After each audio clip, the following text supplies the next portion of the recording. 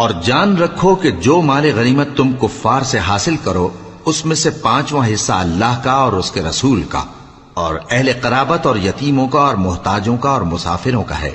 اگر تم اللہ پر اور اس نصرت پر ایمان رکھتے ہو جو حق و باطل میں فرق کرنے کے دن، یعنی جنگ بدر میں جس دن دونوں فوجوں میں مٹ بھیڑ ہو گئی تھی، ہم نے اپنے محبوب بندے محمد صلی اللہ علیہ وآلہ وسلم پر نازل فرمائی،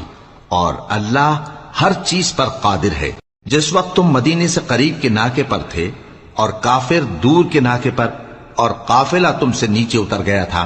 اور اگر تم جنگ کے لیے آپس میں قرارداد کر لیتے تو وقت معین پر جمع ہونے میں تقدیم و تاخیر ہو جاتی،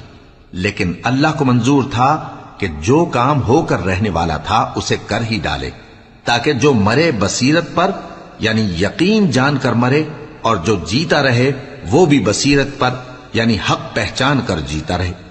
اور کچھ شک نہیں کہ اللہ سنتا ہے، جانتا ہے۔ اس وقت اللہ نے تمہیں خواب میں کافروں کو تھوڑی تعداد میں دکھایا تھا، اور اگر بہت کر کے دکھاتا تو تم لوگ جی چھوڑ دیتے، اور جو کام درپیش تھا اس میں جھگڑنے لگتے، لیکن اللہ نے تمہیں اس سے بچا لیا، بے شک وہ سینوں کی باتوں تک سے واقف ہے۔